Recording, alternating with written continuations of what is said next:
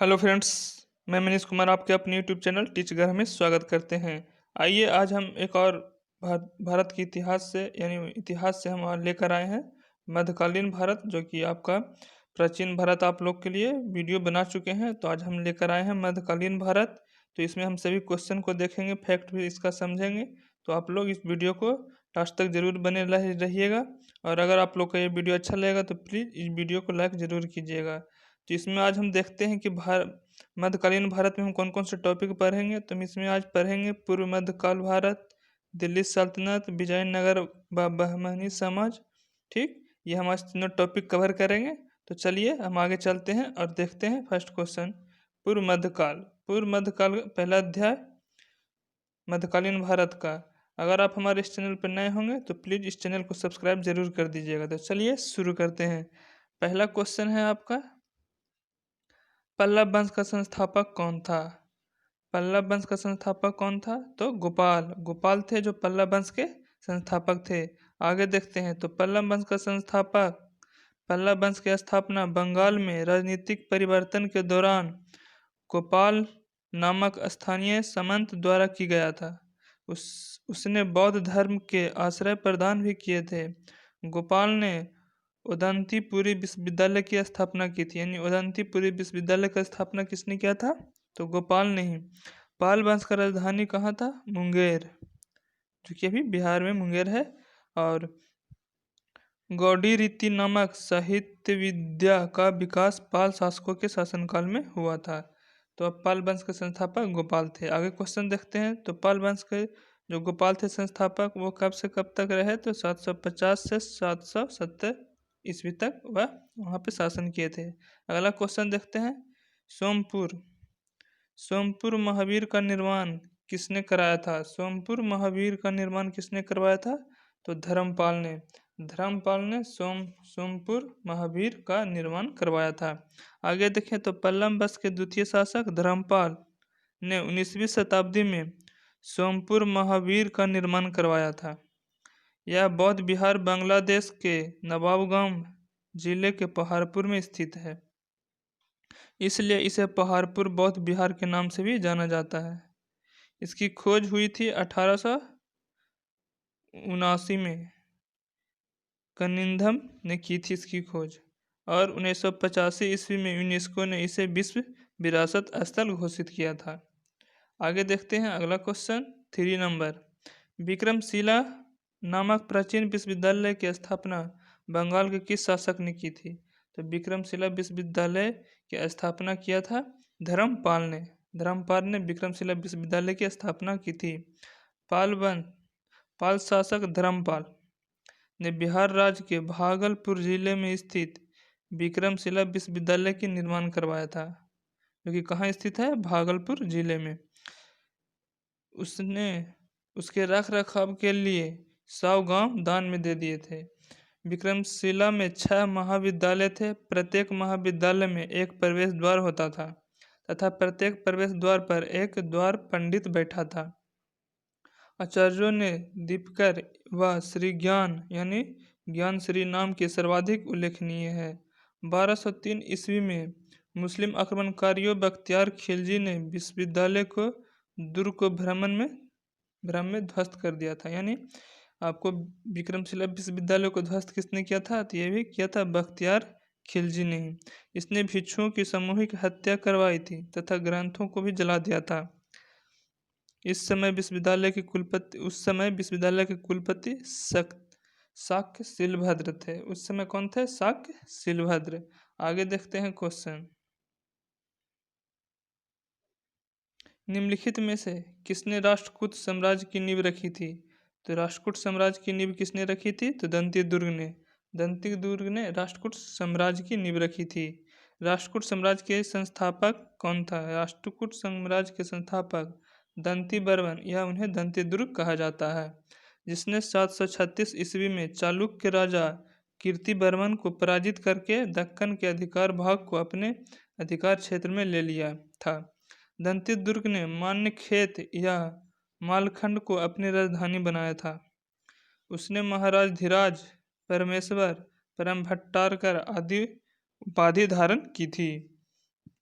आगे देखते हैं 5वां नंबर क्वेश्चन। पुनर्वर्धन भुक्ति अवस्थित है। पुनर्वर्धन भुक्ति कहाँ अवस्थित है? तो उत्तरी बंगाल में। उत्तरी बंगाल में पुनर्वर्धन है। पुनर्वर्धन प्राचीन काल में उत्तरी बंगाल का एक क्षेत्र था, प्राचीन काल में, जिससे पुंड्र लोग रहते थे। पुंड्र एक अनार्य जाति था जिसके क्षेत्र का विस्तार उत्तरी बंगाल के बाहर पाल, चंद्रा और सेन राजवंशों की शासनकाल में हुआ था। आगे देखते हैं 6ठा नंबर। निम्नलिखित में से किसे एक नया संवत चलाने का श्रेय प्राप्त है? तो नया संवत चलाने का श्रेय प्राप्त है लक्ष्मण सेन को। Option number D. Raja Lakshman Sen ने लक्ष्मण संवत नामक एक नया संवत चलाया था। राजा लक्ष्मण सेन बंगाल के सेन राजवंश का चौथे शासक था तथा बंगाल का अंतिम हिंदू शासक था। यानी बंगाल का अंतिम हिंदू शासक कौन था? तो लक्ष्मण सेन। लक्ष्मण सेन कब से कब तक रहा था? तो 1178 से 1206 ईस्वी तक। आगे देखते हैं तो लक्ष्मण सेन बल्लाल सेन का पुत्र एवं उत्तराधिकारी था। लक्ष्मण सेन ने बंगाल की राजधानी गौंड के निकट ही एक अन्य राजधानी लखनऊती को स्थापना की थी। लखनऊती उसे लक्ष्मीवती के नाम से जाना जाता है। लक्ष्मण सेन वैष्णव धर्म के अनुयायी था। लक्ष्मण सेन किसका अनुयायी था? वैष्णव धर्म का।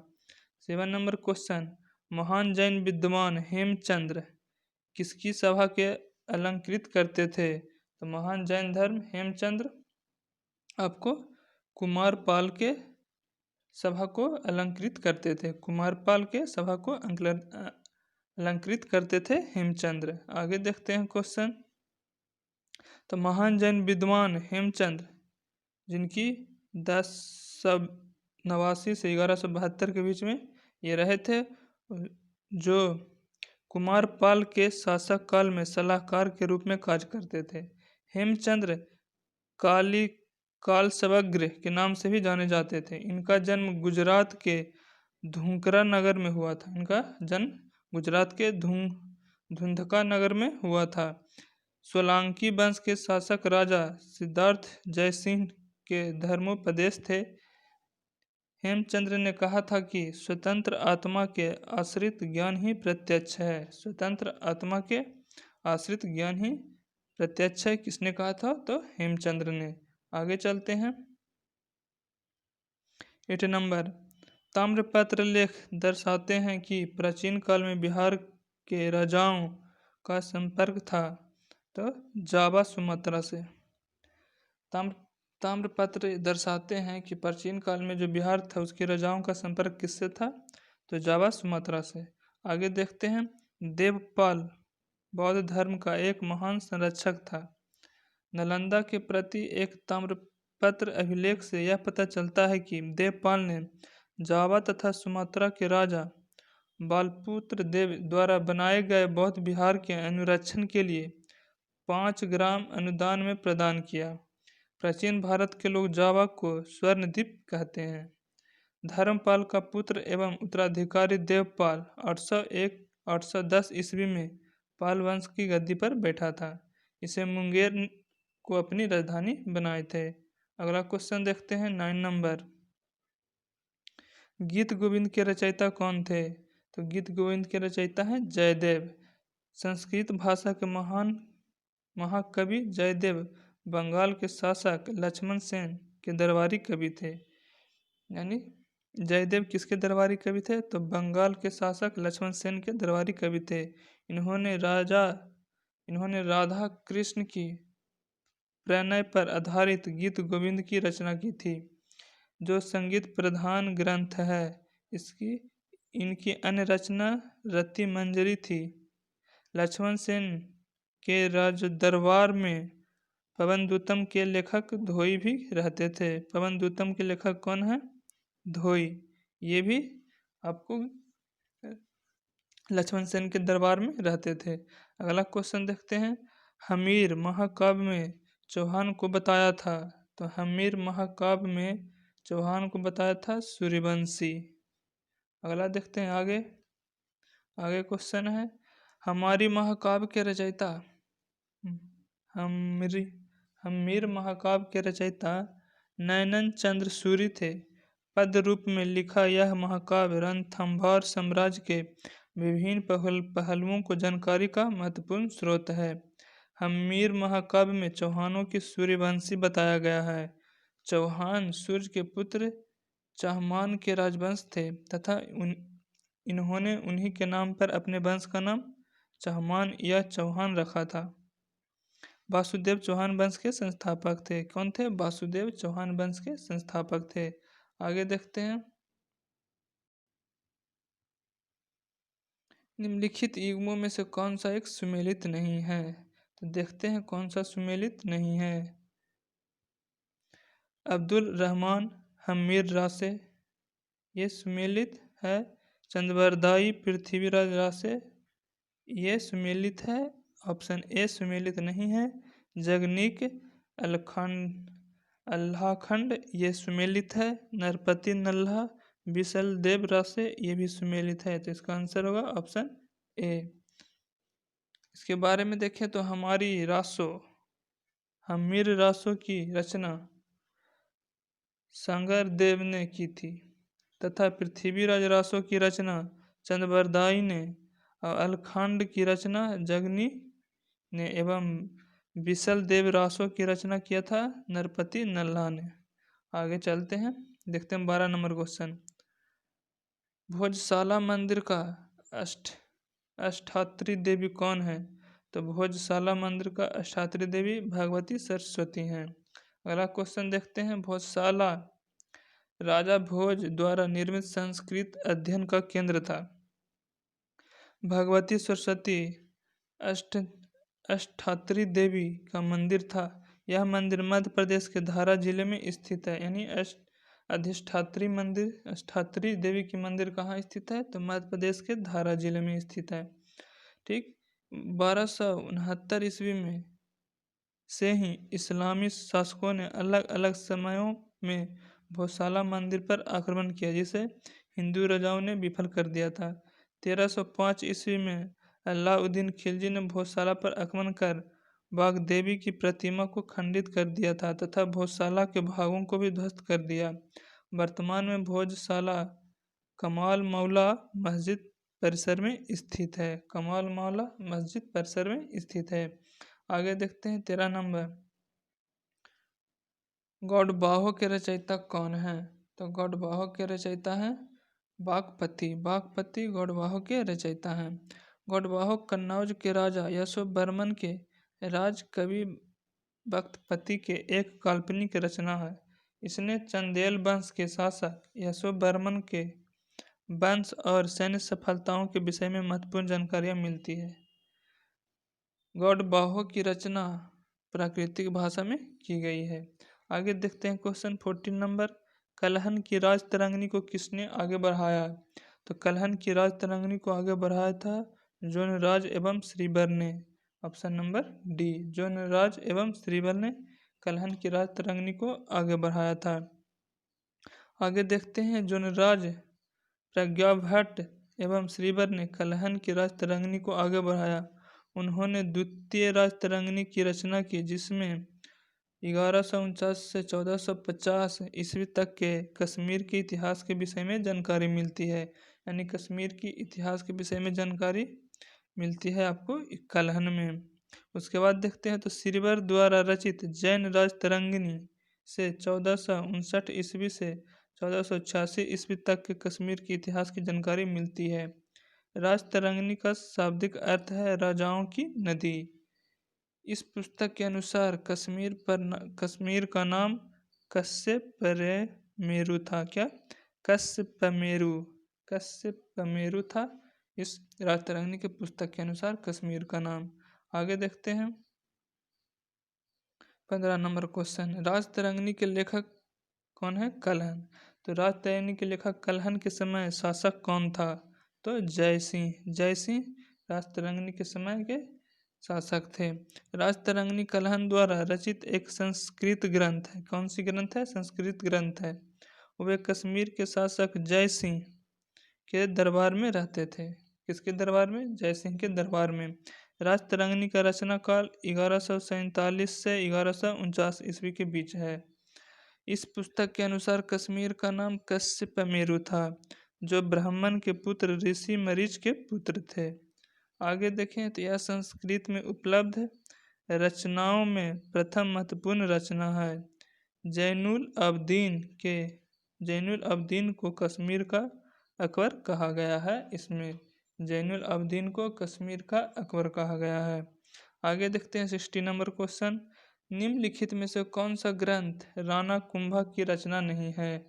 तो कलानिधि राणा कुंभा की रचना नहीं है। रसिक प्रिय ये है, नृत्य नरकोश ये भी है, सुधा प्रबंध ये भी राणा कुंभ की रचना है, लेकिन कलानिधि राणा कुंभ की रचना नहीं है। आगे देखते हैं तो मेवाड़ नरेश राणा कुंभा संगीत के 3 विधाओं गीत, वाद्य एवं नृत्य के विद्वान थे।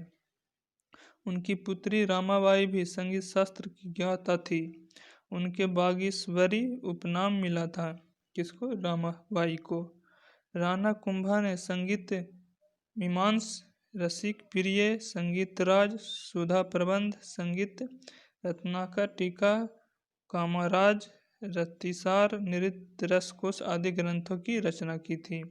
मेवाड़ नरेश राणा कुंभा की मृत्यु अपने ही पुत्र उदय सिंह ने की थी। आगे देखते हैं क्वेश्चन 17 नंबर।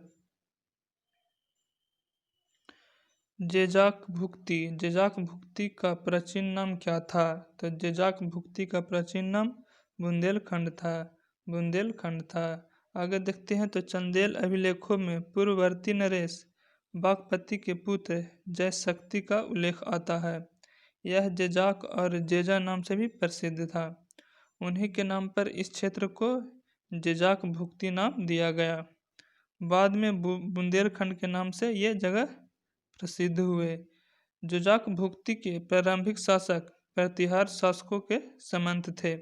इन्होंने खजुराहो को अपनी राजधानी बनाया था। इस काल में निर्मित कंदरिया महादेव का मंदिर शैव धर्म तथा चतुर्भुज मंदिर वैष्णव धर्म से संबंधित है। आगे देखते हैं दिल्ली शहर की स्थापना किसने की थी? दिल्ली शहर की स्थापना तोमर ने किया था। दिल्ली की स्थापना तोमर वंश के शासकों द्वारा की गई थी। इन्होंने वर्तमान दिल्ली की स्थापना दिहिल्लिका के नाम से किया था। इन्होंने दिल्ली के पहले राजकोट शहर की स्थापना की थी। दिल्ली के पहले राजकोट शहर की स्थापना की थी तोमर वंश के शासकों ने। उसके बाद देखें तो इनके उपरांत 7 और शहर बनाए गए थे, जो थे सीरी, दीनपन्हा, राय पिथौरा, फिरोजाबाद, जहांपना, तुगलकाबाद और शाहजहानाबाद थे। आगे देखते हैं अगला क्वेश्चन है 19 नंबर। पृथ्वीराज चौहान ने किसके विवाह किया था? पृथ्वीराज चौहान ने किससे शादी की थी? तो संयोगिता से पृथ्वीराज चौहान ने विवाह रचाया था। पृथ्वीराज तृतीय भी उन्हें कहते हैं। तो पृथ्वीराज चौहान वंश का सबसे प्रसिद्ध शासक हुआ। उन्हें राय पिथौरा भी कहा जाता है। वह 1178 ईस्वी में दिल्ली की गद्दी पर बैठा। पृथ्वीराज रासो के अनुसार पृथ्वीराज चौहान ने अपनी प्रतिद्वंदी गढ़वाल नरेश जयचंद्र की पुत्री संयोगिता से विवाह किया था। अगला क्वेश्चन देखते हैं 20 नंबर। मध्य एशिया के किस शासक ने 1192 ईस्वी में उत्तर भारत पर विजय प्राप्त की? तो शिहाबुद्दीन मोहम्मद गोरी ने 1992 में उत्तर भारत पर विजय प्राप्त किया था। आगे देखते हैं क्वेश्चन 1192 ईस्वी में तराइन के द्वितीय युद्ध में मध्य एशिया का शासक शिहाबुद्दीन मोहम्मद गोरी ने पृथ्वीराज चौहान को पराजित कर उत्तर भारत का विजय प्राप्त किया था। कब? 1992 में। तराइन का प्रथम युद्ध 1191 ईस्वी में और तराइन का द्वितीय युद्ध 1192 ईस्वी में हुआ था। शिहाबुद्दीन मोहम्मद गोरी और पृथ्वीराज चौहान के मध्य लड़ा गया था तराइन का प्रथम युद्ध, जिसमें पृथ्वीराज चौहान का विजय हुआ था। यानी तराइन के प्रथम युद्ध में पृथ्वीराज चौहान का विजय हुआ था। तराइन के द्वितीय युद्ध में पृथ्वीराज चौहान की पराजित हुई थी। तराइन के द्वितीय युद्ध में उत्तर भारत में तुर्कों का सत्ता की स्थापना को लगभग निश्चित कर दिया गया था। आगे क्वेश्चन देखते हैं 21। हिंद यानी भारत की जनता के संदर्भ में हिंदू शब्द का सर्वप्रथम प्रयोग किसने किया था? तो अरबों ने सर्वप्रथम हिंदू शब्द का प्रयोग किया था। आगे देखते हैं तो अरबों ने हिंद यानी भारत की जनता के संदर्भ में हिंदू शब्द का सर्वप्रथम प्रयोग किया। वहीं ईरानियों ने इस देश को हिंदुस्तान तथा यूनानियों ने इसे इंडिया से संबोधित किया था। चीनियों ने भारत को इनतू इनतू नाम से संबोधित किया था। आगे देखते हैं क्वेश्चन 22। मोहम्मद गोरी को सर्वप्रथम किसने पराजित किया? मोहम्मद गोरी को सर्वप्रथम पराजित किया था भीम द्वितीय ने। आगे देखते हैं तो मूलराज द्वितीय के शासनकाल में मोहम्मद गोरी ने 1178 ईस्वी में गुजरात पर आक्रमण किया था। कब गुजरात पर आक्रमण किया था? 1178 ईस्वी में। किंतु मूलराज द्वितीय या भीम द्वितीय या चालुक्य ने आबू पर्वत के निकट उसे पराजित कर दिया था। यानी भीम द्वितीय का नाम था मूलराज द्वितीय भी कहते थे और चालुक्य भी कहते थे। संभवतः यह गोरी का भारत में प्रथम पराजय थी। उसके बाद 1179 से 86 ईस्वी के बीच उसने पंजाब पर आक्रमण कर विजय प्राप्त किया था और 1179 ईस्वी में उसने पेशावर को तथा 1185 ईस्वी में सियालकोट को जीत लिया था। अगला क्वेश्चन देखते हैं। अगला क्वेश्चन दिल्ली सल्तनत से होगी। दिल्ली सल्तनत में हमें क्या क्या कौन कौन से वंश थे तो देख लेते हैं। इसमें दिल्ली सल्तनत बहुत बड़े राजवंश था तो इसका देखते हैं हम। दिल्ली सल्तनत देखिए, दिल्ली सल्तनत में पहला वंश आया था गुलाम वंश। ठीक, पहला वंश कौन सा था दिल्ली सल्तनत का? गुलाम वंश। गुलाम वंश जिसमें 11 शासक आए थे। ठीक, गुलाम वंश में कितने शासक आए थे? 11। और आगे देखो आया था खिलजी वंश, इसमें 5 शासक थे। उसके बाद तुगलक वंश, इसमें 9 शासक थे। और सैयद वंश, उसके बाद आया था लोधी वंश, सबसे लास्ट में आया था लोधी वंश, उसमें 3 शासक महत्वपूर्ण थे। तो आइए देखते हैं इसको हम। गुलाम वंश, गुलाम वंश में ना 3 भागों में बटा हुआ था। पहला था आपका कुतुबुद्दीन राजवंश, दूसरा था संभाजी राजवंश और तीसरा था आपका बलबनी राजवंश। इसमें हम पहला देखते हैं कुतुबी राजवंश। तो कुतुबी राजवंश में आपको पहला आते हैं कुतुबुद्दीन ऐबक, जिसका राज था 1206 ईस्वी से 1210 ईस्वी तक इसने यहाँ शासन किया था। कुतुबुद्दीन ऐबक की राजधानी कहाँ थी? लाहौर थी। आगे देखते हैं, इसके बाद आया उसमें आराम शाह। आराम शाह कब से कब तक रहा था? तो आराम शाह 1210 ईस्वी में ही रहा था। उसके बाद आ गया था दूसरा इल्तुतमिश। इल्तुतमिश जब आया तो इल्तुतमिश ने 1210 से 1236 ईस्वी तक यहाँ राज किया और इल्तुतमिश की राजधानी कहाँ थी? दिल्ली। उसके बाद कुतुबुद्दीन फिरोज शाह आया, उसने 1236 ईस्वी में यहाँ राज किए। उसके बाद रजिया सुल्तान आई जो कि 1236 से 1240 ईस्वी तक यहाँ तक शासन की थी। ये सभी शाहजी राजवंश से संबंधित हैं। आगे देखते हैं तो मुइज़ुद्दीन बहराम शाह। मुइज़ुद्दीन बहराम शाह, इन्होंने 1240 से 1242 ईस्वी तक शासन किया था। उसके बाद आया था अलाउद्दीन मसदूद शाह जो कि 1242 से 1246 ईस्वी के बीच रहा। नासिरुद्दीन महमूद, ये 1242 से 1266 के बीच रहा। ये थे शमसी राजवंश के सभी राजाएं। आगे देखते हैं तो बलबनी राजवंश के कौन कौन राजा थे? तो इसमें गयासुद्दीन बलबन जो कि 1266 से 1287 ईस्वी तक रहा था। उसके बाद मुइज़ुद्दीन कैकुबाद आया, उसने 1287 से 1290 ईस्वी तक शासन किया। उसके बाद आया था क्यूमर्स जो कि 1290 ईस्वी तक रहा था। उसके बाद आगे देखें तो बलबन की बस इतना ही थी। इसमें था गुलाम वंश में इतना ही थे शासक। उसके बाद खिलजी वंश आता है दूसरा।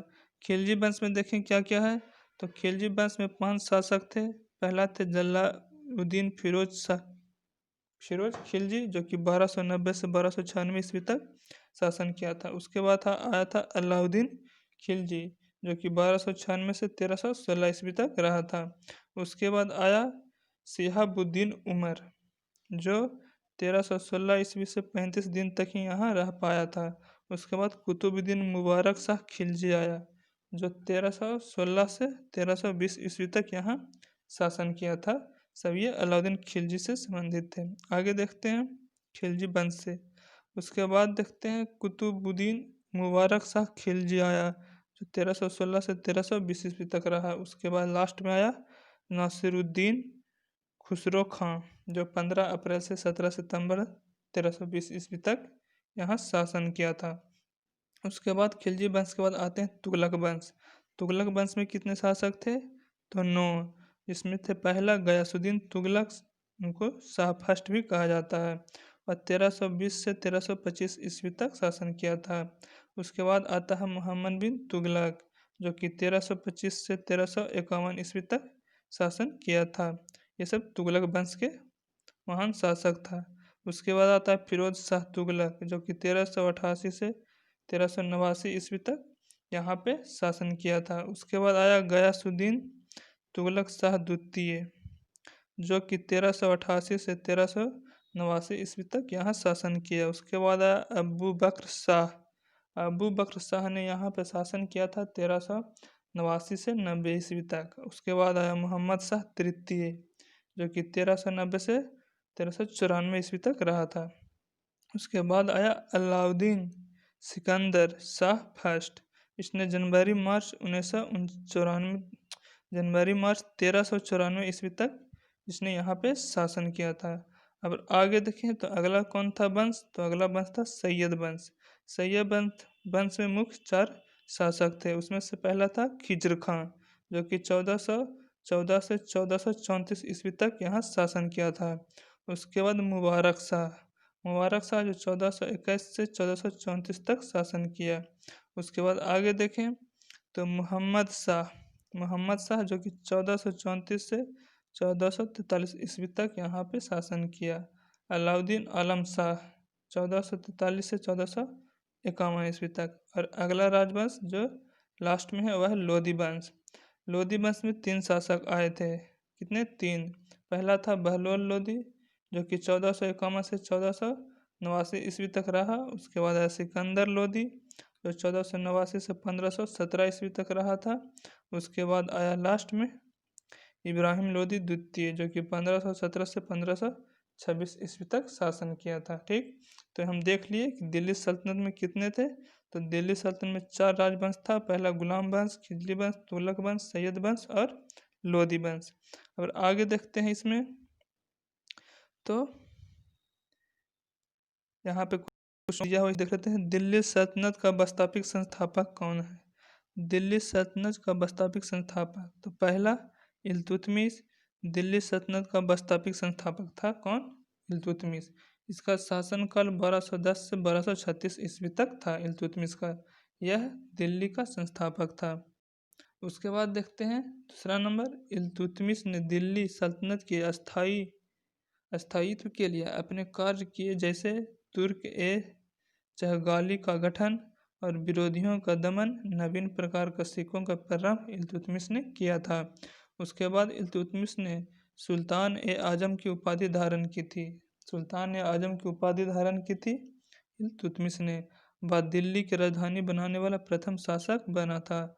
यानी दिल्ली की राजधानी बनाने वाला प्रथम शासक बना इल्तुतमिश। आगे देखते हैं दो स्वतंत्र शासक कौन कौन थे ये भी याद कर लेते हैं। तो 2 स्वतंत्र शासक थे नासिरुद्दीन महमूद शाह, ये स्वतंत्र शासक थे, और एक थे नुरत शाह। ये दोनों 2 स्वतंत्र शासक थे, जो कि 1394 से 1413 ईस्वी तक दिल्ली पे शासन किया था। उसके बाद नुसरात शाह 1394 से 1398 तक फिरोजाबाद में शासन किए थे। आगे देखते हैं इसमें, तो इसमें हम देख लेते हैं गुलाम वंश के कुछ प्रमुख सुल्तान एक नज़र में देख लेते हैं कौन कौन गुलाम वंश के प्रमुख सुल्तान हैं। तो देखते हैं सुल्तान में आते हैं, तो ये है पहला सुल्तान कुतुबुद्दीन ऐबक। कुतुबुद्दीन ऐबक पहला सुल्तान है गुलाम वंश का, तो कुतुबुद्दीन ऐबक। दूसरा है इल्तुतमिश, तीसरा राज्य सुल्तान, चौथा तीसरा रजिया सुल्तान, और चौथा मुइजुद्दीन बराहमशाह। ठीक, तो देखते हैं। कुतुबुद्दीन ऐबक का शासनकाल था 1206 से 1210 ईस्वी। इल्तुतमिश का शासनकाल था 1210 से 1236 ईस्वी। रजिया सुल्तान का 1236 से 1240, और महमुद्दीन बराहमशाह का था 1240 से 1242। ये सभी गुलाम वंश के राजवंश थे। क्या थे? गुलाम वंश के राजवंश थे। और इसके सुल्तान कौन कौन आए तो देख लेते हैं।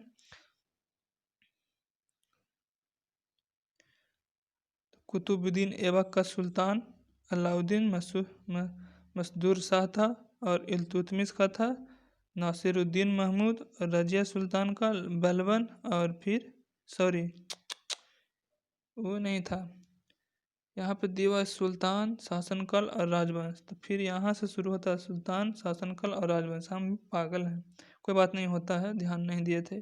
तो 55 नंबर में आता है अलाउद्दीन मसदूर शाह। ठीक, तो अलाउद्दीन मसदूर शाह को देखते हैं। तो ये कब से कब तक शासन किया था? तो ये शासन किया था 1242 से 1240 ईस्वी तक। उसके बाद 6ठे नंबर पर नासिरुद्दीन महमूद, जो 1246 से 1266 तक किया था। ये सभी गुलाम वंश का राजवंश था। बलबन, ये 1266 से 1287 ईस्वी तक था। और कैकुबाद, ये 1287 से 1290 ईस्वी तक था। तो ये सभी गुलाम वंश के राजा थे। आगे चलते हैं और देखते हैं आगे क्वेश्चन की ओर। ये सभी दिल्ली सल्तनत में देखें तो हम दिल्ली सल्तनत अब देखेंगे, क्योंकि दिल्ली सल्तनत का अवधि था 1206 ईस्वी से 1290 ईस्वी के बीच। तो चलते हैं, देखते हैं दिल्ली सल्तनत। पहला देखते हैं दिल्ली सल्तनत में कौन सा वंश? गुलाम वंश। तो गुलाम वंश का संस्थापक कौन था? तो गुलाम वंश का संस्थापक था कुतुबुद्दीन ऐबक। गुलाम वंश का संस्थापक कौन थे? कुतुबुद्दीन ऐबक। आगे देखते हैं। तो कुतुबुद्दीन ऐबक ने 1206 से 1210 ईस्वी तक यहाँ शासन किया। गुलाम वंश का संस्थापक था जिसे मोहम्मद गोरी ने नियुक्त किया था। यानी कुतुबुद्दीन ऐबक को किसने नियुक्त किया था? मोहम्मद गोरी ने। वह मोहम्मद गोरी का गुलाम था। इस वंश ने दिल्ली की सत्ता पर 1206 से 1290 ईस्वी तक राज किया। इस वंश के शासक या संस्थापक गुलाम दास था, कि गुलाम दास थे, न कि राजा। यानी इस वंश का शासक या संस्थापक कौन? गुलाम यानी दास थे। और इसलिए इस वंश को मामलुक वंश भी कहा जाता है। मामलुक वंश कहा जाता है। यानी इस वंश को ना, जो ये गुलाम वंश था, इसे गुलाम वंश कहा जाता है, दास कहा जाता है इस वंश को, क्योंकि ये मोहम्मद गोरी के अधीन था। आगे देखते हैं अगला क्वेश्चन। दूसरा नंबर दिल्ली सल्तनत से ही। तो दिल्ली का प्रथम वैधानिक सुल्तान कौन था? तो दिल्ली का प्रथम वैधानिक सुल्तान इल्तुतमिश था। फरवरी 1229 ईस्वी में बगदाद के खलीफा से इल्तुतमिश को प्रमाण पत्र प्राप्त हुआ था। खलीफा ने इल्तुतमिश को सुल्तान ए आजम की उपाधि प्रदान करते हुए उसके द्वारा विजित प्रदेशों का उसे शासक घोषित कर दिया। इल्तुतमिश का शासनकाल 1210 से 1236 ईस्वी तक रहा था। आगे देखते हैं तीसरा नंबर। उत्तर भारत में चांदी का टका जारी करने वाला मध्यकालीन शासक कौन था? तो उत्तर भारत में चांदी का टका जारी करने वाला मध्यकालीन शासक कौन था? तो इल्तुतमिश। इल्तुतमिश ने सर्वप्रथम उत्तर भारत में चांदी का टका जारी किया था। आगे देखते हैं। इल्तुतमिश के द्वारा शुद्ध अरबी सिक्के चलाए गए थे। शुद्ध अरबी सिक्के चलाए गए थे इल्तुतमिश के द्वारा। उसी ने चांदी का टका एवं तांबे का जित्तल प्रचलित किया था, जिस प्रकार खलीफा का नाम अंकित होता था। इससे पहले सोने के सिक्के पर नगरी लिपि और हिंदुओं के प्रचलित प्रतीक और चौगान घुड़सवार अंकित होते थे। चांदी का टका 175 ग्रेन का होता था। यानी चांदी का टक्का उसमें कितने ग्रेन की होती थी? 175 ग्रेन की। आगे देखते हैं क्वेश्चन। सुल्तान कुतुबुद्दीन ऐबक की मृत्यु कैसे हुई? तो सुल्तान कुतुबुद्दीन ऐबक की मृत्यु आपको ऑप्शन देख लेते हैं, इसका आंसर क्या होगा। तो इसका आंसर होगा आपका ऑप्शन नंबर डी, जो कि अभी आप देखेंगे। ऑप्शन नंबर डी इधर है, पढ़ लेते हैं उसे। तो 4 का आंसर होगा ऑप्शन नंबर डी। चौगान की क्रीड़ा के दौरान अश्व से गिरने के पश्चात उसकी मृत्यु हो गई थी। किस कारण से? तो चौगान की क्रीड़ा के दौरान अश्व से गिरने के पश्चात उसकी कुतुबुद्दीन ऐबक की मृत्यु हो गई थी। कुतुबुद्दीन ऐबक गुलाम वंश का संस्थापक था। इसने लाहौर को अपनी राजधानी बनाया था। उसका राज्याभिषेक 1206 ईस्वी में हुआ, जबकि इसकी मृत्यु 1210 ईस्वी में। चौगान यानी आधुनिक उसे पोलो बोलते हैं हम लोग, उस समय चौगान बोला करता था। तो चौगान खेलते समय घोड़े से गिरने के कारण कुतुबुद्दीन ऐबक की मृत्यु हो गई थी। उसे लाहौर में दफनाया गया था। वह दिल्ली का प्रथम मुस्लिम शासक था। दिल्ली का प्रथम मुस्लिम शासक कुतुबुद्दीन ऐबक था, जिसे मोहम्मद गोरी ने अपना प्रतिनिधि नियुक्त किया। लाखों का दान देने के कारण उसे लाख बख्श भी कहा गया है। किसे? कुतुबुद्दीन ऐबक को। उसकी एक उंगली टूटी होने के कारण वह ऐबक कहलाता था। ऐबक। आगे चलते हैं। 5वां नंबर क्वेश्चन, कुतुबुद्दीन ऐबक के विषय कौन सा सत्य कथन है? तो कुतुबुद्दीन के ऐबक के विषय में कौन सा सत्य कथन है, देख लेते हैं।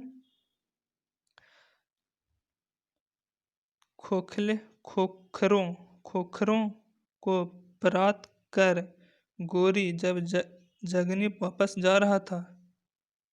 खोखरों को परास्त कर गोरी जब गजनी वापस जा रहा था, तो उसने भारत में अपने विजित हुए प्रदेशों का प्रतिनिधित्व ऐबक को नियुक्त किया था। ये सही है। औपचारिक रूप से ऐबक 25 जून 1206 ईस्वी को गद्दी पर बैठा। ये भी सही है। ऐबक ने अपने नाम के कोई सिक्के जारी नहीं किया। ऐबक ने अपने नाम का कोई सिक्का जारी नहीं किया था। ये भी सही है कि उसने अपना नाम का कोई सिक्का जारी नहीं किया था। सिक्का जारी किया था, लेकिन वह अपने नाम का नहीं। राजरोहण के समय ऐबक दास्ता से मुक्त नहीं था। राजरोहण के समय ऐबक दास्ता से मुक्त नहीं था। ये भी सही है। और लास्ट कह रहा है कि इसने सुल्तान की पदवी ग्रहण की थी। इसने सुल्तान की पदवी ग्रहण की थी, तो ये गलत है। इसने सुल्तान की पदवी ग्रहण नहीं की थी। अगला क्वेश्चन देखते हैं आगे। खोखर को परास्त कर गोरी जब गजनी, यानी किसे परास्त किया था? गजनी जा रहा था। कौन? मोहम्मद गोरी खोखर को परास्त कर जब गजनी वापस जा रहा था, तो उसने भारत में अपने जीते हुए प्रदेश का प्रतिनिधित्व कुतुबुद्दीन ऐबक को नियुक्त कर दिया था। औपचारिक रूप से ऐबक 25 जून 1206 ईस्वी को गद्दी पर बैठा था। अपने शासनकाल के दौरान ऐबक ने कोई सिक्का जारी नहीं किया था। राजरोहण के समय ऐबक दास्ता के मुक्त नहीं था। इसने सुल्तान की पदवी ग्रहण नहीं की थी। आगे देखते हैं। 6 नंबर क्वेश्चन, रजिया बेगम को सत्याच्युत करने में किसका हाथ है? तो रजिया बेगम को सत्याच्युत करने में तुर्कों का हाथ है। आगे देखते हैं। रजिया सुल्तान प्रथम महिला शासक थी जो तुर्कों की सहायता से 1236 ईस्वी में दिल्ली की गद्दी पर बैठा था। उसने दरबार में तुर्कों का वर्चस्व समाप्त करते हुए गैर तुर्कों को भी सामंत नियुक्त किया, जिसे अमीर तुर्कों ने अल्तुनिया के नेतृत्व में रजिया के विरुद्ध विद्रोह कर दिया, अतः उसने सत्ता को हटा दिया था। आगे देखते हैं। 13 अक्टूबर 1240 ईस्वी में कैथल के पास रजिया सुल्तान की हत्या कर दी गई थी। कब? 13 अक्टूबर 1240 में कैथल में। आगे देखते हैं। 7वां नंबर, निम्नलिखित में से कौन सा कथन गयासुद्दीन बलबन के संबंध में सही है? तो गयासुद्दीन बलबन के संबंध में कौन सी कथन सही है, तो देख लेते हैं। उसने नियामत एक खुदाई की सिद्धांत का प्रतिपादन किया था। ये सही है। उसने इक्तदारी व्यवस्था का प्रारंभ किया था। ये गलत है। उसने इक्तदारी प्रथा का प्रारंभ नहीं किया था।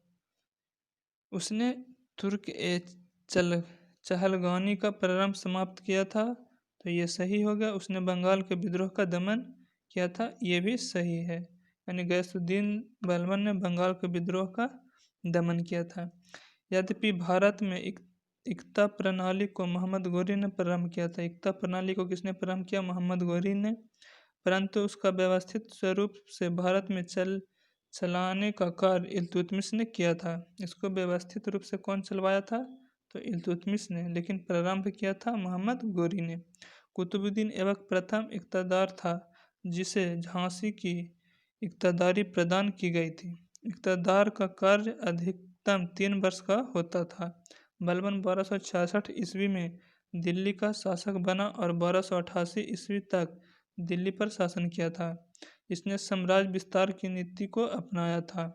यह ऐसा प्रथम शासक था जिसने अपने दरबार में गैर इस्लामी प्रथाओं का प्रचलन कराया, जैसे नौरोजा उत्सव। आगे चलते हैं, अगला क्वेश्चन 8 नंबर देखते हैं। दिल्ली के किस सुल्तान के विषय में कहा गया है कि उसने रक्त और लौह की नीति अपनाई थी? तो रक्त और लौह की नीति बलबन ने अपनाया था। आगे क्वेश्चन देख, गयासुद्दीन बलबन ने रक्त और लौह की नीति को अपनाते हुए अमीरों व विद्रोहियों का कठोरता से दमन किया। उसने राजत्व की विचारधारा का प्रतिपादन किया। इस विचारधारा के अनुसार सुल्तान पृथ्वी पर खुदा या ईश्वर का प्रतिनिधि है तथा सुल्तान का निरंकुश होना भी आवश्यक है। आगे देखते हैं अगला क्वेश्चन 8वां नंबर, 8 हो या 9वां। किसको द्वितीय सिकंदर के नाम से जाना जाता है? सॉरी 8वां नंबर देखते हैं, 8वां नंबर कहाँ गया? ओह सॉरी 8वां नंबर तो यही था, 9वां नंबर यहाँ जो कि अब आएगा वंश था खिजली वंश। अब खिजली वंश देखते हैं। तुगलक वंश इतना ही था, खिजली वंश चालू करते हैं। खिजली वंश, खिजली वंश द्वितीय सिकंदर के नाम से किसे जाना जाता है? किसको द्वितीय सिकंदर के नाम से जाना जाता है? तो अलाउद्दीन खिलजी को। अलाउद्दीन खिलजी को द्वितीय सिकंदर के नाम से जाना जाता है। अलाउद्दीन खिलजी ने स्वयं को सिकंदर एसानी घोषित किया था क्योंकि वह विश्व विजेता बनना चाहता था। उसका शासनकाल दिल्ली में 1296 ईस्वी से 1316 ईस्वी तक रहा। वह अपने साम्राज्य का विस्तार दक्षिण में मदुरई तक कर चुका था। अलाउद्दीन का राजत्व सिद्धांत 3 मुख्य बातों पर आधारित था: निरंकुशवाद, साम्राज्यवाद और धर्म एवं राजनीति का पृथक्करण। 10वां नंबर क्वेश्चन देखते हैं। बाजरा अधिनियम नीति किसके द्वारा लागू की गई थी? तो बाजरा अधिनियम नीति लागू किया अलाउद्दीन खिलजी के द्वारा। अलाउद्दीन खिलजी ने बाजरा अधिनियम लागू किया था। अपने प्रमुख सैनिकों के रख रखाव के लिए प्रारंभ किया था उसने बाजरा अधिनियम नीति। उसका उद्देश्य था कम खर्च पर विशाल व केंद्रीकृत सेना रखा जा पाना संभव हो सके। अलाउद्दीन खिलजी ने 3 प्रकार के बाजारों का स्थापना की। प्रथम अनाजों का बाजार, उसने बाजार स्थापित किया था, अनाजों का बाजार। द्वितीय कपड़ों एवं अन्य सामग्रियों का बाजार जिसे सराय ए अदल कहा जाता था। तृतीय घोड़ों का, मवेशियों और गुलामों का बाजार उसने अधिनियमित किया था। आगे देखते हैं 11 नंबर। अलाउद्दीन खिलजी के आक्रमण के समय देवगिरी का शासक कौन था? तो रामचंद्र देव उस समय देवगिरी के शासक थे। अलाउद्दीन ने मलिक काफूर के नेतृत्व में देवगिरी तेलंगाना का अभियान चलाया था। देवगिरी कहाँ? तेलंगाना में है। देवगिरी 1307 ईस्वी से तेलंगाना 1309 ईस्वी में और होयसल 1311 ईस्वी में इसने यहाँ अभियान चलाया था। देवगिरी में 1307 ईस्वी में चलाया था, तेलंगाना में 1309 में और होयसल में 1311 ईस्वी में। उसने देवगिरी के यादव राजा रामचंद्र देव को पराजित किया था। राजा रामचंद्र देव ने अपनी पुत्री का विवाह अलाउद्दीन से कर दिया, जिसके बदले अलाउद्दीन ने उसे 1 लाख टंका, एक स्वर्ण छत्र और रायन की उपाधि प्रदान किए थे उसे। अगला क्वेश्चन तुगलक वंश से है। तुगलक वंश मोहम्मद बिन तुगलक की निम्न योजनाओं को उनके कार्यक्रम के अनुसार व्यवस्थित कीजिए। तो देखते हैं, देओर में कर वृद्धि, सांकेतिक मुद्रा का प्रचलन, राजधानी परिवर्तन, या तीसरा, चौथा होगा, यहाँ तीसरा लिखा हुआ है चौथा, खुरासान अभियान। तो इसका होगा, देख लेते हैं तो क्या होगा। इसका आंसर हो जाएगा आपका, इधर दिया हुआ है, मिलान करने के लिए है, तो देख लेते हैं कहाँ है। तो ये देख लेते हैं, इसका सही क्रम था आपका ऑप्शन नंबर सी, 1 3 2 4। तो यहाँ पे दे दिया गया है, व्याब में कर वृद्धि हुआ था 1325 ईस्वी में, राजधानी परिवर्तन भी किया था 1326 ईस्वी में, सांकेतिक मुद्रा का प्रचलन किया 1329 में, और खुरासा अभियान 1330 ईस्वी में। यानी ये सीरियल है। तो 1325 में उसने दोआब की वृद्धि की, 1326 में राजधानी परिवर्तन किया, 1329 ईस्वी में सांकेतिक मुद्रा प्रचलन की, और 1330 ईस्वी में खुरासान अभियान किया था। 13 नंबर, दिल्ली के किस सुल्तान ने खैरात विभाग, सरकारी अस्पताल और दफ्तर ए रोजगार बनवाया था? तो फिरोज शाह तुगलक ने। फिरोज शाह तुगलक का शासनकाल जनहित के कार्यों व ब्राह्मण या हिंदू विरोधी के रूप में प्रसिद्ध रहा है। इसके काल में दीवान ए खैरात यानी असहाय व गरीबों का मदद के लिए दीवान ए बंदगान, दास विभाग, दारुल सफ़ा यानी सरकारी अस्पताल, दफ्तर ए रोजगार की स्थापना किया था फिरोज शाह तुगलक ने। अगला क्वेश्चन 14 नंबर, दिल्ली का सुल्तान जिसने ब्राह्मणों पर जजिया कर लगाया था वह कौन था? तो फिरोज शाह तुगलक। फिरोज शाह तुगलक ने दिल्ली के सुल्तान था, उसने ब्राह्मणों पर जजिया कर लगाया था। आगे देखते हैं, फिरोज शाह तुगलक ब्राह्मणों पर जजिया कर लगाने वाला प्रथम मुसलमान शासक था। यानी ब्राह्मणों पर जजिया कर लगाने वाला प्रथम मुसलमान शासक कौन था? तो फिरोज शाह तुगलक। इस कर के विरोध में दिल्ली के ब्राह्मणों ने भूख हड़ताल कर दी तथा अंत में दिल्ली के हिंदुओं ने ब्राह्मणों को बदले स्वयं इस कर को चुकाने का निर्णय लिया था। फिरोज शाह तुगलक को मध्यकालीन भारत का प्रथम कल्याणकारी निरंकुश शासक कहा जाता है। इसे सल्तनत युग का अकबर भी कहा जाता है। सल्तनत युग का अकबर फिरोज शाह तुगलक को कहा जाता है। मोरक्को देश की यात्रा इब्न बतूता किसके शासनकाल में भारत आया था? मोरक्को देश का यात्री था इब्न बतूता, वह किसके शासनकाल में भारत आया था? तो मोहम्मद बिन तुगलक के शासनकाल में भारत आया था। इब्न बतूता 1333 ईस्वी में मोहम्मद बिन तुगलक के शासनकाल में भारत आया था। वह अफ्रीका के मोरक्को के निवासी था। उसकी पुस्तक रेहला में मोहम्मद बिन तुगलक की शासन व्यवस्था का वर्णन किया गया है। मोहम्मद बिन तुगलक के शासनकाल में इब्न बतूता को दिल्ली का काजी नियुक्त किया गया था। अगला क्वेश्चन देखते हैं 16 नंबर, मोहम्मद बिन तुगलक किसमें कुशल था? तो मोहम्मद बिन तुगलक किसमें कुशल था? तो दर्शन शास्त्र में मोहम्मद बिन तुगलक निपुण था, कुशल था। Option number D. आगे देखते हैं 17 नंबर क्वेश्चन, उसके बारे में देख लेते हैं। मोहम्मद बिन तुगलक सर्वाधिक शिक्षित, विद्वान एवं योग्य व्यक्ति था। इसने दिल्ली में 1325 ईस्वी से 1315 ईस्वी तक शासन किया। वह अरबी और फारसी भाषा का विद्वान था। खगोल शास्त्रियों, दर्शन शास्त्र, गणित, तर्कशास्त्र आदि में पारंगत था। कौन? मोहम्मद बिन तुगलक। राजमुंदरी अभिलेख में उसने दुनिया का खान कहा गया है। आगे देखते हैं अगला क्वेश्चन 17 नंबर, होली त्यौहार के सार्वजनिक उत्सव में भाग लेने वाला दिल्ली का प्रथम सुल्तान कौन था? तो मोहम्मद बिन तुगलक। मोहम्मद बिन तुगलक ने होली त्यौहार में सार्वजनिक उत्सव में भाग लेने वाला प्रथम सुल्तान था। अगला क्वेश्चन देखते हैं, इससे पहले देख लेते हैं फैक्ट। तो मोहम्मद बिन तुगलक दिल्ली का प्रथम सुल्तान था जो हिंदुओं के त्यौहार होली में शामिल होता था। उसने नस्ल और वर्ग विभेद को समाप्त करके योग्यता के आधार पर अधिकारियों की नियुक्त करने का नीति अपनाई थी। दिल्ली सल्तनत की सीमा का सर्वाधिक विस्तार इसी के शासनकाल में हुआ था। किसके? मोहम्मद बिन तुगलक के शासनकाल में, परंतु इसकी क्रूर नीति के कारण राज्य में विद्रोह आरंभ हो गया था। 18 नंबर क्वेश्चन, निम्न में से किस दिल्ली सुल्तान को इतिहासकारों ने विरोधों का मिश्रण बताया है? तो मोहम्मद बिन तुगलक को। मोहम्मद बिन तुगलक को इतिहासकारों ने विरोधों का मिश्रण बताया है।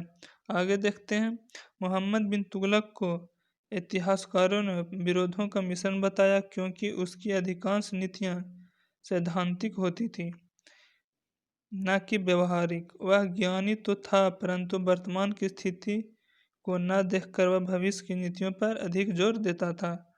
आगे देखते हैं 19 नंबर, किसने सन 1929 1929 नहीं 1329, यार बार बार गलत हो जा रहा है।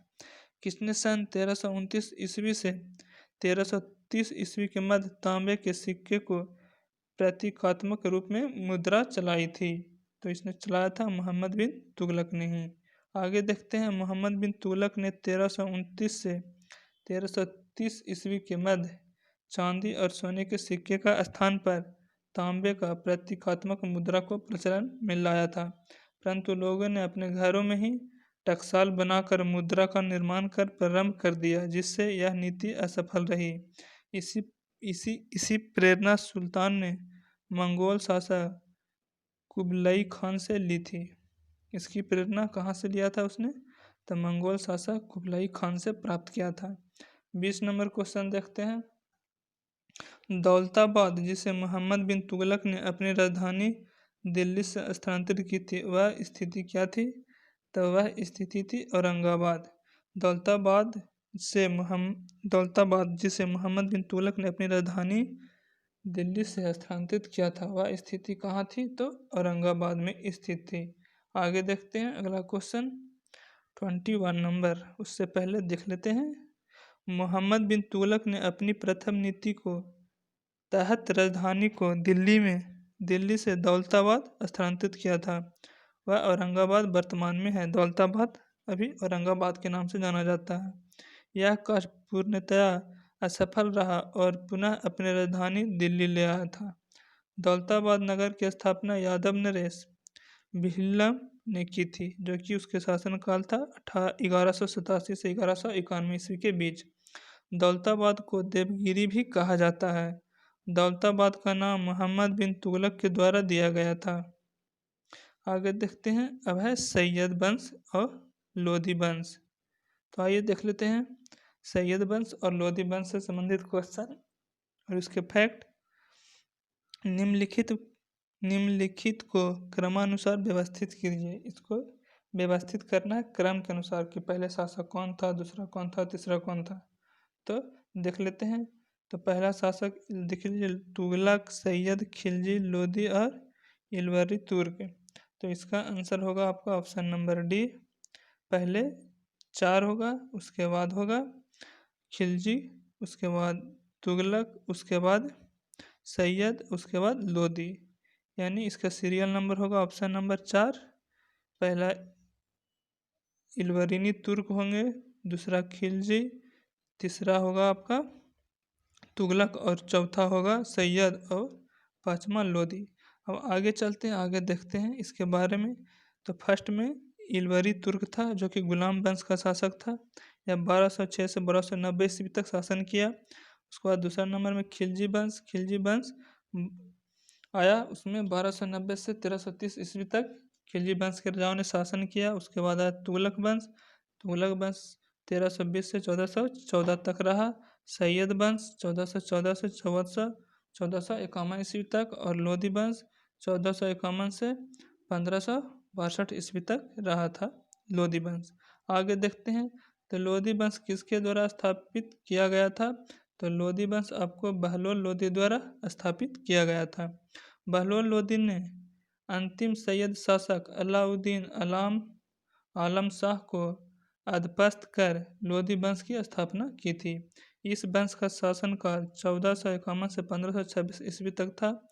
बहलोल लोधी अफगानों की एक महत्वपूर्ण शाखा साहूखेला से संबंधित था। वह कभी सिंहासन पर नहीं बैठा था। कौन? बहलोल लोधी। आगे देखते हैं लोधी वंश का अंतिम शासक कौन था? तो लोधी वंश का अंतिम शासक इब्राहिम लोधी था। इब्राहिम लोधी लोधी वंश का अंतिम शासक था। अगला देखते हैं, तो लोधी वंश का अंतिम शासक इब्राहिम लोधी। बाबर ने 1526 ईस्वी में इब्राहिम लोधी को पानीपत के प्रथम युद्ध में पराजित किया था। किसने? बाबर ने इब्राहिम लोधी को पानीपत के प्रथम युद्ध में पराजित किया था। पानीपत की प्रथम युद्ध हुई 1526 में। इब्राहिम लोधी युद्ध स्थल पर मारा जाने वाला दिल्ली सल्तनत का प्रथम और अंतिम सुल्तान था। यानी युद्ध स्थल पर ही मारा जाने वाला प्रथम दिल्ली सल्तनत का शासक कौन था? तो इब्राहिम लोधी, और अंतिम भी शासक था। आगे देखते हैं अगला क्वेश्चन, 10वां नंबर नहीं होगा, 24 नंबर, वो 23 था। निम्नलिखित में से किसने गुलरुखी उपनाम से अपनी कविताओं को रचना की थी? तो गुलरुखी उपनाम से अपनी कविताओं की रचना की थी सिकंदर लोधी ने। आगे देखते हैं, सिकंदर लोधी गुलरुखी उपनाम से फारसी में कविताएं लिखता था। वह शिक्षित और विद्वान था। सिकंदर लोधी के योग शासक सिद्ध हुआ था। इसने भूमि को पैमाइश के लिए गज ए सिकंदरी का प्रचलन किया था। चुंगी तथा व्यापारिक कर हटा दिए थे। किसने? सिकंदर लोधी ने। इससे अनाज, कपड़ा एवं आवश्यकता की अन्य वस्तुएं सस्ती हो गई थी। आगे देखते हैं, आगरा शहर के संस्थापक कौन था? आगरा शहर का संस्थापक सिकंदर लोधी था। सिकंदर लोधी का शासनकाल 1489 से 1517 ईस्वी तक था। वह 1504 ईस्वी में सिकंदर लोधी ने आगरा शहर की स्थापना की थी एवं 1506 ईस्वी में उसने अपनी राजधानी दिल्ली से आगरा स्थानांतरित किया था। सिकंदर लोधी ने मुहर्रम और ताजिया नकाला बंद कर दिया तथा मस्जिद को सरकारी संस्थाओं के रूप प्रदान करके उन्हें शिक्षा का केंद्र बनाने का प्रयत्न किया था। आगे देखते हैं 26 नंबर, दिल्ली सल्तनत के किस सुल्तान द्वारा अंतिम रूप से गुलाम तुर्कों के समूह चालीसा को समाप्त किया गया? तो बलबन के द्वारा। आगे देखते हैं, बलबन ने अंतिम रूप से गुलाम तुर्कों के समूह चालीसा को समाप्त कर दिया क्योंकि वह समूह सुल्तान के विरुद्ध होने वाला षड्यंत्रों का केंद्र था। बलबन स्वयं समूह चालीसा का सदस्य रह चुका था, इसलिए वह इसकी षड्यंत्री गतिविधियों में अवगत था। आगे देखते हैं 27 नंबर, दिल्ली सल्तनत के किस शासक ने सर्वप्रथम राजत्व सिद्धांत का विस्तार व्याख्या की थी? तो बलबन ने। आगे देखते हैं, बलबन दिल्ली सल्तनत का प्रथम ऐसा सुल्तान था जिसने अपने राजत्व सिद्धांत के विस्तार पूर्व व्याख्या की। उसके राजत्व सिद्धांत के महत्वपूर्ण तत्व थे राजवंशज, अर्थात राजा के राजवंश से संबंधित होना चाहिए। राजत्व को दैवीय संस्था मानते हुए बलबन ने कहा था कि राजा पर ईश्वर का प्रतिनिधि यानी नियामत एक खुदाई होता है, अतः उसका स्थान केवल पैगंबर के पश्चात है। बलबन ने ईश्वर का शासक तथा जनता के बीच त्रिपक्षीय संबंधों का राजस्व का अधिकार बनाना चाहता था। आगे देखते हैं क्वेश्चन, अगला क्वेश्चन है जो विजयनगर और बहमनी साम्राज्य से है। अब हम देखते हैं विजयनगर और बहमनी साम्राज्य। विजयनगर राजवंश। विजयनगर साम्राज्य की स्थापना किसने की थी? तो विजयनगर साम्राज्य की स्थापना किया था हरिहर और बुक्का ने। हरिहर और बुक्का ने विजयनगर साम्राज्य की स्थापना की थी। मोहम्मद बिन तुगलक द्वारा दक्षिण में कंपिली में हुए विद्रोह दबाने के लिए भेजे गए सेनापति हरिहर एवं बुक्का ने संत विधानय के प्रभाव में आकर 1336 ईस्वी में विजयनगर साम्राज्य की स्थापना की थी। हरिहर एवं बुक्का पहले वरंगल के काकतीय शासक प्रताप रुद्रदेव के संबंध थे। विजयनगर साम्राज्य की राजभाषा तेलुगु थी। क्या थी? तेलुगु भाषा थी। निम्नलिखित कथनों पर विचार कीजिए। निम्नलिखित कथनों पर विचार कीजिए। तो देख लेते हैं, नरसिम्हन सुल्लभ ने संगम वंश का अंत किया और उसने राज सिंहासन छीनकर सुल्लभ वंश का आरंभ किया था। दूसरा है वीर नरसिम्हा ने अंतिम सुल्तान शासक को गद्दी पर उतारकर राज सिंहासन छीना। तीसरा नंबर है वीर नरसिम्हा को उत्तरवर्ती उनके अनुज कृष्णदेव राज थे। चौथा नंबर कृष्णदेव राय के उत्तरवर्ती उनके अर्ध भाई अच्युत राज थे।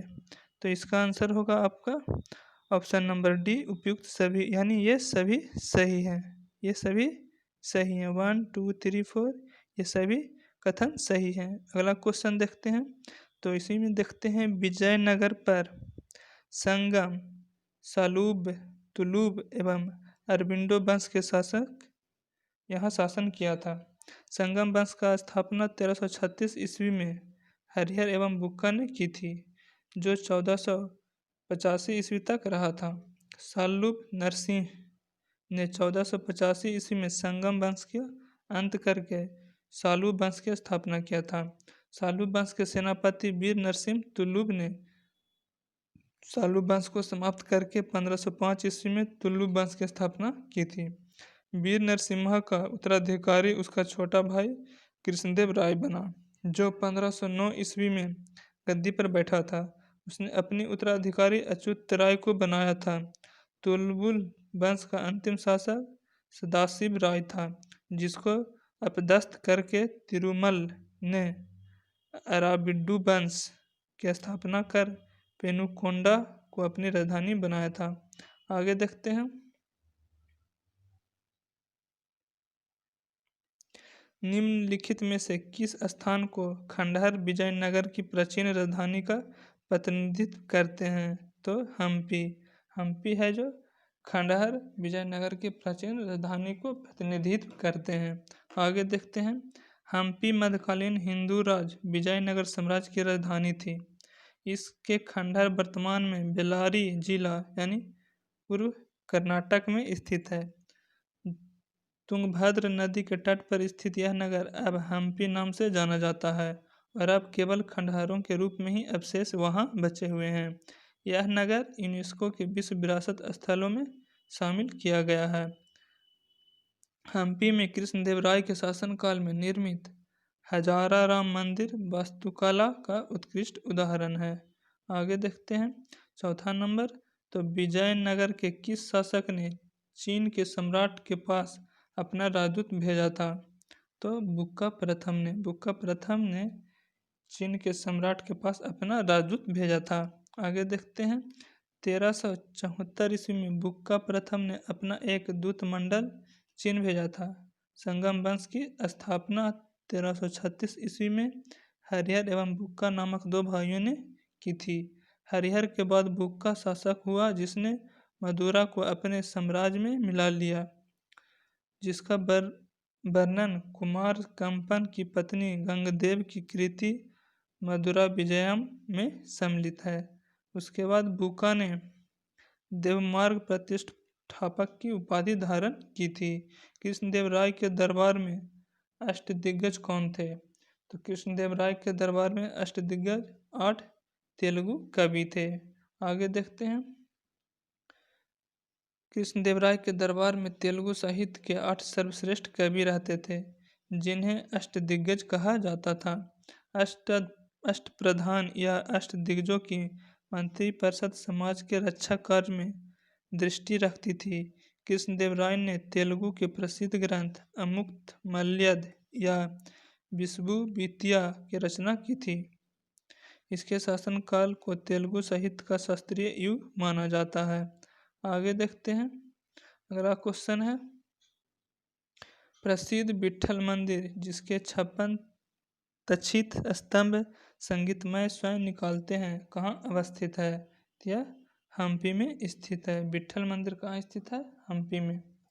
आगे देखते हैं। हम्पी मध्यकालीन हिंदू राज विजयनगर साम्राज्य की राजधानी। हम्पी में विट्ठल मंदिर का निर्माण तुलु वंश के राजा कृष्णदेव राय ने करवाया था। इसका मुख्य हॉल में लगे 56 स्तंभों को थपथपाने पर उनमें से संगीत लहरी निकलती है। हॉल के पूर्वी भाग में प्रसिद्ध शिल्प रथ है, जो वास्तव में पत्थर के पहियों से चलता था। विजयनगर साम्राज्य की वित्तीय व्यवस्था की सर्वप्रमुख विशेषता क्या थी? तो वह भूराजस्व व्यवस्था थी। आगे देखें, विजयनगर साम्राज्य की वित्तीय व्यवस्था मुख्यतः भू राजस्व पर आधारित थी। उन्होंने भूमि की पैमाइश कराई और बंजर तथा सिंचाई वाली भूमि पर पृथक पृथक कर लगाए। पृथक पृथक कर लगाए। चुंगी, राजकीय भेंट, आर्थिक दंड तथा आयात पर निर्धारित कर उनकी आय के अन्य साधन थे। विजयनगर साम्राज्य में मकानों, घोड़ों, पालतू पशुओं और वृक्षों पर भी कर लगाए जाते थे। आगे देखते हैं 156 8वां नंबर 1565 ईस्वी में कौन सा प्रसिद्ध युद्ध हुआ था? तो 1565 ईस्वी में प्रसिद्ध हुआ था तालिकोट का युद्ध। तालिकोट का युद्ध 1565 ईस्वी में हुई थी। 1565 ईस्वी में विजयनगर के विरुद्ध दक्कन के मुस्लिम राजाओं ने एक सैनिक संगठन की स्थापना की, जिसने विजयनगर को 1565 ईस्वी में तालिकोट या राक्षसी तंगरी के युद्ध में पराजित किया। इस युद्ध के समय विजयनगर का शासक सदाशिव राय था। बहमनी राज का संयुक्त सेना ने में बीजापुर, अहमदनगर, गोलकुंडा और बीदर की सेनाओं को भी इसमें शामिल किया था। आगे देखते हैं, वैदिक ग्रंथों का भास्कर सायन को आश्रय प्राप्त था। वैदिक ग्रंथों के भास्कर सायन को आश्रय प्राप्त था विजयनगर राजाओं का। आगे देखते हैं अगला क्वेश्चन, विजयनगर राजाओं के द्वारा वैदिक ग्रंथों के भविष्य भाष्यकार सायन को आश्रय प्रदान किया गया था। विजयनगर के शासक बुक्का प्रथम के संरक्षण में विद्वान मंडली ने प्रसिद्ध भास्कर सायन के नेतृत्व में वैदिक संहिता ब्राह्म अर्नायक पर टीका लिखा। ये 24 वर्ष तक विजयनगर साम्राज्य के सेनापति एवं अमात्य मंत्री रहे थे। आगे देखते हैं अगला क्वेश्चन है, अब्दुल रज्जक विजयनगर किसके शासनकाल में आया था? तो अब्दुल रज्जक विजयनगर आया था देवराय द्वितीय के शासनकाल में। आगे देखें तो 1443 ईस्वी में फारसी यात्री अब्दुल रज्जक संगम वंश के शासक देवराय द्वितीय के शासनकाल में विजयनगर आया था। यह ईरान का शासक मिर्जा शाहरुख का राजदूत था। कृष्णदेव के शासनकाल में पुर्तगाली यात्री दुर्योटो बारबोसा बा डोमिंग पायस आए थे। फर्नयोन नूनीज पुर्तगाली यात्री थे। इतिहासकार और घोड़े के व्यापार भी करते थे, जो अच्युत के शासनकाल में विजयनगर आए थे। बहमनी शासक मोहम्मद तृतीय के शासनकाल में आने वाले रूसी यात्री अथानासिउस निकितिन ने राक्षसी तंगरी या तालिकोटा या बनीहट्टी युद्ध का वर्णन किया है उसमें 25 जनवरी 1556 ईस्वी को। आगे देखते हैं, आगे है बहमनी राजवंश। बहमनी राज का संस्थापक कौन था? तो बहमनी राज का संस्थापक था अलाउद्दीन बहमन शाह। अलाउद्दीन बहमन शाह बहमनी राज का संस्थापक था। बहमनी राज की स्थापना 1347 ईस्वी में मोहम्मद बिन तुगलक के शासनकाल में हसन गंगू ने की थी। अलाउद्दीन बहमन शाह ने गुलबर्ग को अपनी राजधानी बनाया था।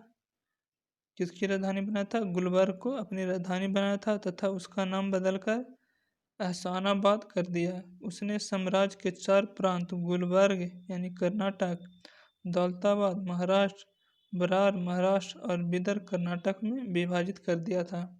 आगे देखते हैं 12 नंबर, बीजापुर किस लिए प्रसिद्ध था?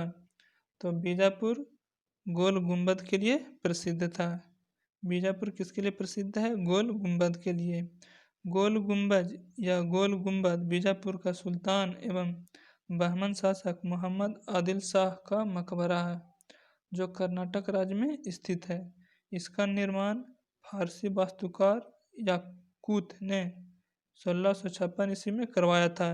यहाँ का गुंबद विश्व का दूसरा सबसे विशाल अर्धवृत्ताकार गुंबद है। आगे देखते हैं, आगे है अगला क्वेश्चन की ओर चलते हैं। 13 नंबर, मामर मम्मर मम्मर विधि से गोल गुंबज का निर्माण किस शासक द्वारा किया गया था? मम्मर विधि से गोल गुंबज का निर्माण किस शासक द्वारा किया गया था? तो ये किया गया था मोहम्मद आदिल शाह द्वितीय के द्वारा। मोहम्मद आदिल शाह द्वितीय के द्वारा मम्मर विधि से गोल गुंबज का निर्माण करवाया था। कर्नाटक राज्य के बीजापुर में स्थित गोल गुंबज का निर्माण कार्य बहमन शासक मोहम्मद आदिल शाह द्वितीय के शासनकाल के समय ही प्रारंभ किया गया था, जबकि इसका निर्माण अली आदिल शाह द्वितीय के शासनकाल के दौरान पूर्ण हुआ था। आगे देखते हैं, निम्नलिखित में से किसने बीदर में मदरसे का निर्माण कराया था?